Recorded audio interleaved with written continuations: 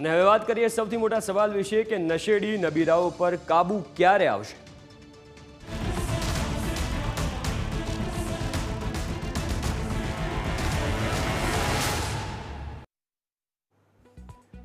અમદાવાદમાં વધુ એક વખત રફતારનો કહેર જોવા મળ્યો છે। ચાંદખેડા એએમટીએસ બસ સ્ટેન્ડ ખાતે અકસ્માત થયો। અકસ્માતમાં કાર ચાલકની બાજુમાં બેઠેલા વિકાસનું મોત થયું છે। કાર ચાલક પ્રકાશ સિંહ ઇજાગ્રસ્ત થયો છે। XUV 700 કાર એએમટીએસ બસની અંદર ઘૂસી ગઈ હતી।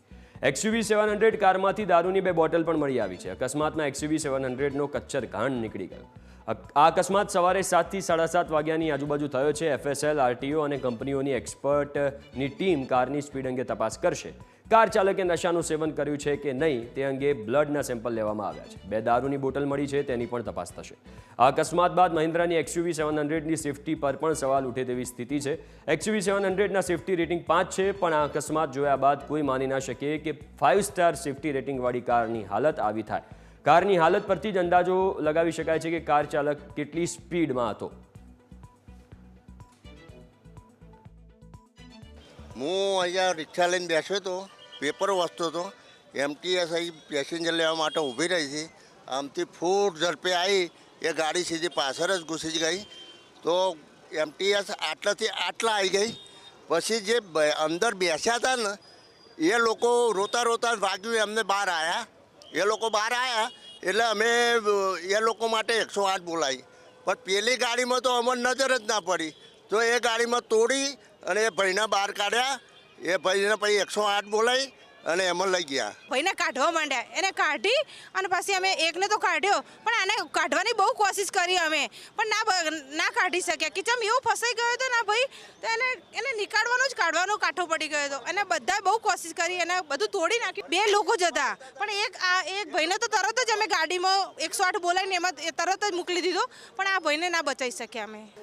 ગાંધીનગર બાજુથી પૂર ઝડપે જે XUV ગાડીના ચાલક પૂર ઝડપે આવતા હતા અને એમણે એએમટીએસને પાછળથી ટક્કર મારી અને અંદર એએમટીએસના પાછળના ભાગમાં ઘૂસી ગયેલ।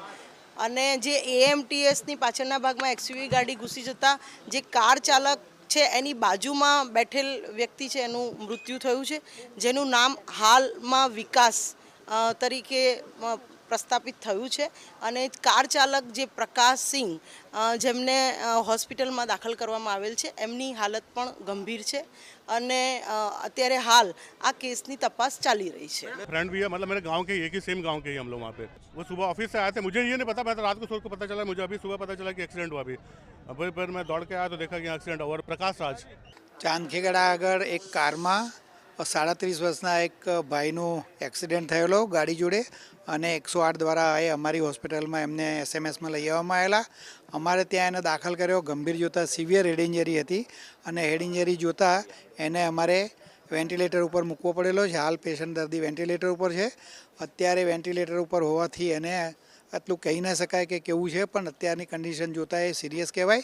48 કલાક પછી આપણને ટોટલ એની પરિસ્થિતિ જાણ થશે। મુખ્યત્વે તો હેડ ઇન્જરી જ છે, બીજા હાથ પગમાં એવી કંઈ ઇન્જરી કે ચેસ્ટમાં ઇન્જરી જોવા મળતી નથી।